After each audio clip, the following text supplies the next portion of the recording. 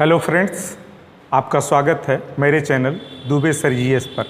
आज मैं बात ऐसे विषय को उठा रहा हूँ जो बड़ा विवादित रहा है। आध्यात्म और विज्ञान के बीच इतना उम्दा विषय, इतना उत्तम पवित्र महीना और सब्जेक्ट कितना उपेक्षित रहा। आज आधुनिक पीढ़ी इस पर बड़ी टिप्पणी करती है। मैं बात कर रहा हूँ अश्विनी मास में पितृपक्ष की। पितृपक्ष हमारे यहाँ हिंदू धर्म में, हिंदू दर्शन में ऐसे विषय वस्तु को आज मैं उठाने का ये प्रयास है कि पितृपक्ष को लेकर के बड़ी जनश्रुतियाँ हैं, बड़ी किंवदंतियाँ हैं और नई पीढ़ी तो इस पर बड़ा कटाक्ष करती है। ऐसे में इस विषय को आज उठा करके इसके पितृपक्ष के आध्यात्म और विज्ञान के दोनों को समावेश करके इस विषय वस्तु को मैं आज रखने जा रहा हूँ। आप सबका सादर अनुरोध है कि इसको बड़ी गंभीरता से सुनेंगे। पितृपक्ष का आध्यात्म और विज्ञान में कितना गहरा नाता है।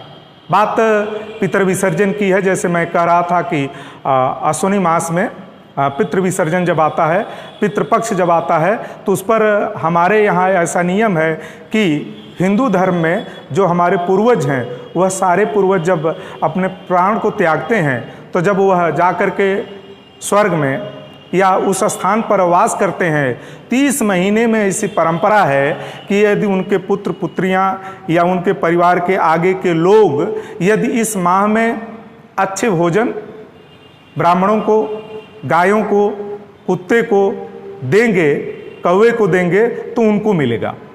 इस परंपरा की बड़ी आलोचना होती है। मैं इसी को वैज्ञानिक तरीके से रखने का आज प्रयास कर रहा हूँ। बात है पितृपक्ष में श्राद्ध कर्म की।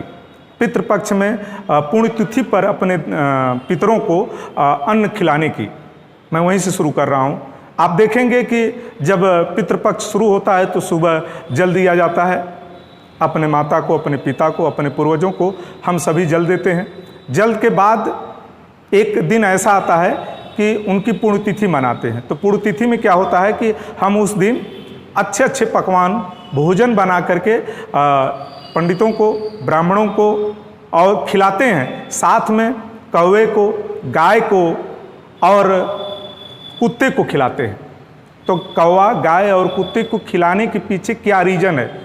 नई पीढ़ी बड़ी टिप्पणी करती है कि क्या यहाँ गाय और कुत्ते कौवे को खिला करके या ब्राह्मणों को खिला करके क्या अपने पितरों को वह अन्न पहुँच सकता है या उसका उनको लाभ मिल सकता है? इसी बात को आज रेखांकित कर रहा हूँ। बात यहाँ से शुरू करता हूँ। आप देखेंगे कि जब कुत्ते को, गाय को और कौवे को हम पितृपक्ष में पुण्यतिथि पर अपने पितरों को जब भोजन बना करके इनको खिलाते हैं, तो खिलाने के पीछे वैज्ञानिक परंपरा क्या रही है? वैज्ञानिक परंपरा ये रही है कि आप देखेंगे कुत्ता हो, गाय हो, कौवा हो, इन सब का प्रजनन काल अश्विनी मास होता है। इस क्वार के महीने में इनका प्रजनन काल होने से पीछे रीजन क्या है, वैज्ञानिकता क्या है? हमारे यह देश तो ऋषि का और कृषि का देश रहा है। यहाँ ऋषि कृषि बड़ी उन्नत दशा में रही है और ऋषि उसे कहते हैं जो रिसर्च करते थे, जो खोजे करते हैं। जो पश्चिम में आज वैज्ञानिक हैं, वही हमारे यहाँ ऋषि कार्य करते थे, खोज करते थे, अनुसंधान करते थे और वैज्ञानिक चीज़ों को आध्यात्म से जोड़ते थे। आध्यात्म से जोड़ने के पीछे रीजन यह था कि लोग उसका पालन करेंगे। तो यह कौवे, कुत्ते और गाय के पीछे क्या वैज्ञानिकता है, इसी वैज्ञानिकता को मैं आपके सामने प्रस्तुत कर रहा हूँ। मैंने बताया कि क्वार के महीने में यह प्रजनन काल उनका होने के कारण हुआ यह कि जब वनस्पतियाँ कटने लगी, आबादी बढ़ने लगी, तो पर्यावरण को संरक्षित करने के लिए एक पर्यावरण में टॉपिक है वन्य जीव। वन्य जीव को हमारे ऋषि मुनि, हमारे साधु, हमारी परंपरा, हमारे दर्शन, हमारी मैथोलॉजी, हिंदू धर्म की, सनातन धर्म की, यह इस तरह प्रभावित की कि यदि उन्होंने सोचा कि आगे आने वाले समय में इस संसार से सारे जीव, सारी वनस्पतियां खत्म हो जाएंगे तो फिर क्या होगा, इसके लिए उन्होंने इसको पितृपक्ष से जोड़ दिया। मैं अभी जो बता रहा था कि इनका प्रजनन काल है क्वार का महीना, तो रीजन ये है कि जब किसी का प्रजनन काल हो तो जब मेल और फीमेल के बाद यह जब प्रजनन काल शुरू होता है तो इस प्रजनन काल में मादा को पौष्टिक भोजन की जरूरत पड़ती है। और मादा को जब पौष्टिक भोजन की जरूरत पड़ती है तो निसंदेह ऐसे में कौन ऐसी व्यवस्था करेगा कि इतने लोगों को भोजन कराए। तो हमारे ऋषियों ने पितृपक्ष को अपने पितरों के तिथि के दिन पकवान बना करके इन तीनों को खिलाने के पीछे रीजन यही था कि वह रीजन कैसे खिलाएंगे। पितृपक्ष के दिन यह सब कुछ बना करके कौवे को खिलाएंगे, गाय को खिलाएंगे, कुत्ते को खिलाएंगे। रीजन यह था कि जब मानव आदिम व्यवस्था में था, मानव जंगल में था, तो वह जंगल में होने के कारण वहाँ शिकार करता था। कोई कृषि पद्धति नहीं थी, भोजन का कोई आधार नहीं था, शिकार ही एकमात्र भोजन का आधार था। तो शिकार जब भाले से, तीर से, धनुष से करता था तो वह शिकार जब करता था उसको, शिकारी को चोट जब लगती थी उस जानवर को, उस पक्षी को, तो वह तेजी से भागता था। जब जानवर को वह भाला तीर लगता था, जब वह तेजी से भागता था तो मानव उतना तेजी से दौड़ नहीं सकता था। तो जब उतना तेजी से नहीं दौड़ सकता था तो कुत्ते को पाला। कुत्ता क्या करता था, जब वह जानवर को मारता था तो जानवर जब तेजी से भागता था, कुत्ता जाकर के उसको आगे से घेर करके गिरा देता था। मानव वहाँ पहुँच करके उसके मांस का प्राप्त करता था, अपने परिवार का भोजन करता था। तो कुत्ते हमारे जंगली जीवन के शिकारी व्यवस्था के एक मजबूत आधार स्तंभ थे। उस आधार स्तंभ को अपने साथ जोड़े रखने के लिए, उनको जीवन देने के लिए यह हुआ कि यह भारी से भारी, ज़्यादा से ज़्यादा मात्रा में जब मानव बसने लगा तो कुत्तों को पालने लगा। तो कुत्तों को पालेगा कब? जब उनका प्रजनन बेहतरीन तरीके से संपन्न होगा। तो ऐसी स्थिति में मादा को जब उसका प्रजनन काल होता है, प्रसव के पहले, तो उस प्रजनन काल में उसको पौष्टिक भोजन चाहिए जिससे कि जच्चा बच्चा स्वस्थ पैदा हो। ऐसे में कुत्ते को पालतू बनाने के कारण, शिकारी में साथ होने के कारण, और भी कुत्ता मानव को कैसे सहयोग करता है। आप घर पर हैं, नहीं हैं, बाहरी व्यक्ति, अपरिचित व्यक्ति कोई जाता है तो कुत्ता उसको आगाह करता, भौंकता है, बाहरी व्यक्ति उससे डरता है। तो आपके घर की सुरक्षा, आपके परिवार की सुरक्षा, आपकी खुद की सुरक्षा और आपकी शिकारी व्यवस्था में एक कुलीग के रूप में, एक सहायक के रूप में वह साथ काम करता है। तो कुत्ते को खिलाने के पीछे, क्योंकि यह क्वार का महीना उसका प्रजनन काल है, इस प्रजनन काल में कुत्ते को भोजन देने के कारण पूर्ण तिथि में केवल उसके प्रसव के दौरान उसके बच्चे को ज़्यादा से ज़्यादा जनरेशन, ज़्यादा से ज़्यादा प्रजनन हो और वह प्रजनन स्वस्थ हो, इसलिए कुत्ते को शामिल किया गया। क्योंकि कुत्ता मानव का सबसे अहम किरदार, अहम साथी था। अब दूसरी बात आती है कौवे की। कौवे को क्यों पालतू बनाया गया? क्यों कौवे को क्यों जो है भोजन खिलाने की प्रथा को एडाप्ट किया गया, शामिल किया गया? रीजन आप जान लें, इस पूरे कायनात में सबसे महत्वपूर्ण पौधा है बरगद, पीपल, पाकड़। बरगद, पीपल, पाकड़ एक ऐसे पौधे हैं इस वनस्पतियों के संसार में जो अहरनिश दिन और रात ऑक्सीजन देते हैं। और जब यह ऑक्सीजन देते हैं तो पूरा कायनात, सारे जीवधारी उससे ऑक्सीजन प्राप्त करते हैं। और जब उससे ऑक्सीजन प्राप्त करते हैं तो जीवन हमारा सुचारू रूप से चलता है। कल्पना करिए, और वनस्पतियां केवल सूर्य के प्रकाश में प्रकाश संश्लेषण करती हैं, रात में नहीं करती हैं। और यह सारी वनस्पतियां, बरगद, पीपल, पाकड़, यह दिन रात ऑक्सीजन पैदा करती हैं। अब प्रश्न उठता है कि ये तीनों उपयोगी पौधे नहीं हैं, तीनों से फल उपयोगी नहीं मिलता, तीनों की लकड़ियां हमारे जलावन के काम में नहीं आती, तीनों की लकड़ियां इमारती नहीं काम में आती, इसलिए इनको कोई नेचुरल तरीके के बाद को हटा दें तो कृत्रिम तरीके से कोई मानव लगाता नहीं था। तो ऋषियों का ध्यान गया कि ये तीनों पौधे जीवनदायिनी पौधे हैं, इनको लगाएगा कौन? मानव तो केवल काट रहा है। तो ये हुआ कि आप देखे होंगे कौवा इनके गोदे को खाता है, चाहे वह बरगद हो, पीपल हो, पाकड़ हो। कौवा बरगद के गोदे को खा करके, पीपल के गोदे को खा करके, पाकड़ के गोदे को खा करके अपना पेट पालता है। इस बीच में जब प्रजनन होता है तो मादा को भी वही चीज़ ज़रूरत पड़ती है। मादा कौवा जो है उसको पौष्टिक भोजन की ज़रूरत पड़ती है। तो ऐसे में इनको कौन खिलाएगा? गोदे से इनका जीवन तो चल नहीं सकता, पौष्टिक भोजन मिलना बहुत दुर्भर है, मानव को ही खाने के लाले पड़े हैं, तो इनको कौन खिलाएगा?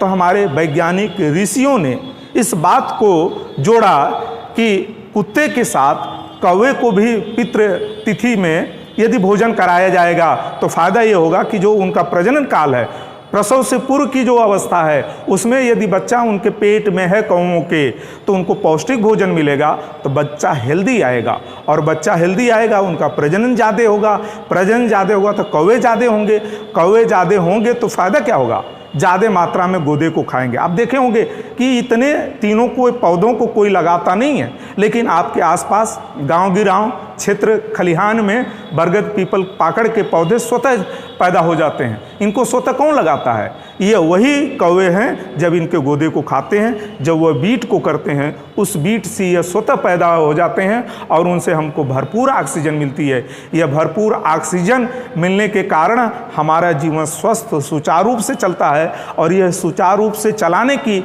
नेचुरल नैसर्गिक व्यवस्था को किसी ने अंगीकार किया। इस आध्यात्म को विज्ञान से जोड़ करके पितृपक्ष में लाने का एकमात्र हमारे ऋषियों का उद्देश्य था कि कौवे के माध्यम से वनस्पतियों का नेचुरल तरीके से पौधरोपण हो। तो यह कौवे की बात हो गई, कुत्ते की बात हो गई। अब तीसरी बात है गायों की। आप देखे होंगे कि मोहनजोदड़ो, हड़प्पा और सिंधु की सभ्यता कृषिकालीन सभ्यता रही है। मोहनजोदड़ो, हड़प्पा, सिंधुकालीन सभ्यता कृषि की, व्यापार की सभ्यता रही है। लेकिन वैदिक सभ्यता पशुपालन की सभ्यता रही है। वैदिक से पूर्व पशुपालन का कोई आधार, कोई बेस नहीं मिलता है। लेकिन जब से वैदिक कालीन संस्कृत भारत में शुरू हुई तो आर्यों ने गायों को प्रमुख स्थान दिया। गाय को प्रमुख स्थान देने के पीछे कारण था, जैसे मैंने शुरू में ही कहा था कि भारत तो ऋषि और कृषि का देश है। तो ऋषि खोज करते थे और कृषि हमारे जीवन का आधार थी। तो कृषि को संपन्न कौन करेगा? गाय। गाय इतना बहुउपयोगी जानवर है, उसके दूध, उसके घी, उसके मट्ठे, उसके दही, उससे उत्पादित दुग्ध जनित जितने पदार्थ हैं हमारी सेहत के लिए, हमारे आय के स्रोत के लिए बहुत पावरफुल हैं। ऐसे में वह गायों को पालना अनिवार्य किया गया।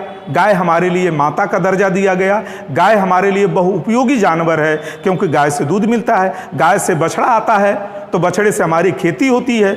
आज कृषि यंत्र, आज कृषि के उपकरण आ गए हैं। इसके पहले कोई कृषि उपकरण नहीं था। हमारे कृषि का मूल स्तंभ, आधार कौन था? केवल गाय। और गाय से निकला बछड़ा ही हमारे कृषि का, हमारे जीवन के, हमारे भरण पोषण का आधार था। और वैदिक कालीन संस्कृति में यह जिम्मेदारी राजा की थी कि गायों की सुरक्षा कौन करेगा? राजा। और आपको यह भी बता दें कि वैदिक कालीन में यह व्यवस्था सुनिश्चित की गई थी कि गायों की जो हत्या करेगा उसको मृत्यु दंड दिया जाएगा। तो गाय हमारे लिए उपयोगी जानवर था, इसलिए गाय को माता का दर्जा दिया गया। गाय की सुरक्षा के लिए राजा की जिम्मेदारी तय की गई। गाय को मारने वाले की फांसी की सजा वैदिक कालीन व्यवस्था में थी। आज भी हमारे लिए गाय बहुत पूजनीय है। भारत सरकार इस समय गाय को संरक्षित करने का भी प्रयास कर रही है। और आपको बता दें तो गाय को खिलाने के पीछे रीजन यही था कि गाय का भी प्रसव काल यही क्वार का महीना होता है, अश्विन मास होता है लगभग। इस महीने में गाय जब प्रसव के दौरान या प्रसव के पूर्व पौष्टिक भोजन की ज़रूरत होती है, क्योंकि दोनों, चाहे माँ हो या चाहे उसका बच्चा हो, दोनों को पौष्टिक भोजन कहाँ मिलेगा? भूसे से, अनाज से। क्योंकि उस दौर में लोग निर्धन थे, इतनी संपन्नता नहीं थी, खुद के खाने के लाले पड़े थे, तो पशुओं को कौन खिलाता? ऐसे में यह व्यवस्था की गई थी कि हम अपने पितरों को अपनी पुण्यतिथि पर यदि गाय को, कुत्ते को, कौवे को भोजन देंगे तो इससे हमारा क्या होगा? उनका बच्चा स्वस्थ आएगा तो हमारी कृषि अच्छी होगी, उनकी बच्चियाँ अच्छी आएगी तो हमारी अगली जनरेशन गायों की तैयार होगी। तो बछड़े और बच्चिया से अगली जनरेशन स्वस्थ पैदा करने के पीछे उद्देश्य था कि उनको अच्छा भोजन खिलाएं। अब प्रश्न उठता है कि एक दिन, भाई एक दिन भी दवा तो छोटी ही होती है। एक दिन, अब मान लीजिए आपका परिवार लंबा है, आप गाय पालते हैं, तो आप यदि अपने पिता की तिथि के दिन खिलाए, अपने माता की तिथि के दिन खिलाए, अपने और पूर्वजों की तिथि के दिन आप एक दिन, 15 दिन में आप 4 दिन 5 दिन भी यदि उन कौओं को, कुत्तों को, गायों को खिलाते हैं तो इससे बेहतर इकोलॉजी, इससे बेहतर पर्यावरण संरक्षण, इससे बेहतर इको जीवन सिस्टम संसार के किसी संस्कृति में नहीं मिल सकता। हम सभी भाग्यशाली हैं कि हम उस देश में पैदा हैं जो ऋषि और कृषि का देश है, जो पर्यावरण को आज हम परेशान होने पर चेत रहे हैं। धन्य हो भारत की मूर्धन्य परंपरा, भारत की ज्ञान पीठिका, जो इस सारी भयावह स्थिति को पूर्व में ही पहचान लिया था। और यह तीन जो इस संसार के जीव जगत के सबसे अहम प्राणी हैं, कौवा, कुत्ता और गाय, को संरक्षित करने का हमारी ऋषियों ने पितृपक्ष में जोड़ करके इनको बचाने का प्रयास किया। देख लीजिए, कौवे इस संसार से समाप्त हो रहे हैं। यह कितने नैसर्गिक नगरपालिका थे, लेकिन आज यह आधुनिक जीवन शैली ने उनके प्रजनन को इतना प्रभावित किया कि उनकी डेथ होने लगी। आज कौवे संसार से समाप्त हो गए। आज कौवे संसार से समाप्त हो गए तो नेचुरल प्राकृतिक वृक्षारोपण कौन करेगा? प्राकृतिक वृक्षारोपण का सबसे बड़ा कारक, सबसे बड़ा घटक आज समाप्त हो रहा है। ये हमारे लिए चिंतनीय का विषय है। और धन्य हो हमारे पूर्वज जो उन्होंने इस इकोसिस्टम को जोड़ा। आज गायें समाप्त हो रही हैं, जो जीवन का आधारी स्तंभ है। कुत्ता भी हमारे लिए इतना स्वामी भक्त, इतना मजबूत पिलर था, जो हमारे कृषि जीवन का, गृहस्थ जीवन का, वह तीनों समाप्त हो रहे हैं। तो जो लोग इस बात को नहीं जानते, मैं अपने आने वाली पीढ़ी से, अपने आने वाले यूथ से, अपने आने वाले अंग्रेजी कल्चर से पढ़े छात्रों से, उन पीढ़ियों से अनुरोध करता हूं कि आप जब तक हिंदू धर्म के या किसी धर्म के वैज्ञानिक पक्ष को नहीं जानते हैं, तब तक हम आप टिप्पणी करने से बचें। कोई भी सिस्टम भारतीय ऋषियों ने, भारतीय परंपरावादियों ने, भारतीय सनातनियों ने जब भी जो सिस्टम वैज्ञानिक डाला है, हम उस वैज्ञानिकता को भूल चुके हैं, क्योंकि यह सारा ज्ञान संस्कृत में है। आज हमारी संस्कृत भाषा हमारे पढ़ाई जीवन से, हमारे शैक्षिक जीवन से कट चुकी है, तो सारा ज्ञान ही कट चुका है। तो वह सारी वैज्ञानिक बातें हम न जानते हैं, न आगे आने वाली पीढ़ी को बताने के लिए तत्पर हैं। नई शिक्षा पद्धति, नई शिक्षा मॉडर्न पद्धति, मैकाले की शिक्षा नीति ने हमको हम ही से दूर कर दिया है। तो यह वीडियो बनाने के पीछे मात्र यह उद्देश्य था, जो लोग यह किंवदंती को, इन टिप्पणियों को पितृपक्ष से जोड़ करके केवल ब्राह्मणों को या सनातन धर्म को या हिंदू धर्म को कुत्सित प्रयास से टिप्पणी करके लांछित करते हैं, उनके लिए यह एक संदेश है कि मित्र, आप इस वैज्ञानिक पक्ष को नहीं जानते हैं। यह खाने का उपक्रम मात्र नहीं है, बल्कि हमारे इस पर्यावरण में एक शब्द है वन्य और दूसरा शब्द है जीव। वन्य और जीव दोनों सुरक्षित संरक्षित रहेंगे तो यह संसार चलेगा, यह कायनात चलेगी। क्योंकि हम ऑक्सीजन लेते हैं और वह ऑक्सीजन वनस्पतियों से मिलती है। हम कार्बन देते हैं, हमारे कार्बन को पौधे लेते हैं और उनके ऑक्सीजन को हम लेते हैं। इस तरह ऑक्सीजन वनस्पतियों से और कार्बन जीवधारियों से, यह ऐसा संगुम्फन है, ऐसा तालमेल है, ऐसा बेहतरीन पक्ष है। ली गई ऊर्जा बराबर दी गई ऊर्जा। जब हम उनसे ऑक्सीजन लेते हैं तो हम उनको कार्बन देते हैं। हमारी कार्बन को पाकर के पौधे स्वस्थ रहते हैं, उनकी ऑक्सीजन को पाकर के हम स्वस्थ रहते हैं। यह वन जैसे कट रहे हैं, वनस्पतियाँ जैसी समाप्त हो रही हैं, आने वाला जीवन संकटग्रस्त होने जा रहा है। तो मित्रों, यह पितृपक्ष में गाय, कुत्ते और कौवे को खिलाने के पीछे रीजन है अपने पर्यावरण को सुधारना, न कि किसी को भोजन देना या किसी को खुश करना या पितरों को पाने के पीछे। इस वैज्ञानिक पक्ष को धर्म से इसलिए जोड़ा गया, धर्म से आच्छादित यह परंपरा सभी लोग पालन करेंगे, अन्यथा इससे विमुख हो जाएंगे। बहुत बहुत धन्यवाद। आप हमारी वीडियो को लाइक करिए, शेयर करिए, सब्सक्राइब करिए, जिससे ये ज्ञान पीठिका, यह ज्ञान परंपरा औरों तक पहुँचे। बहुत बहुत धन्यवाद, ढेर सारी शुभकामना, बहुत बहुत साधुवाद।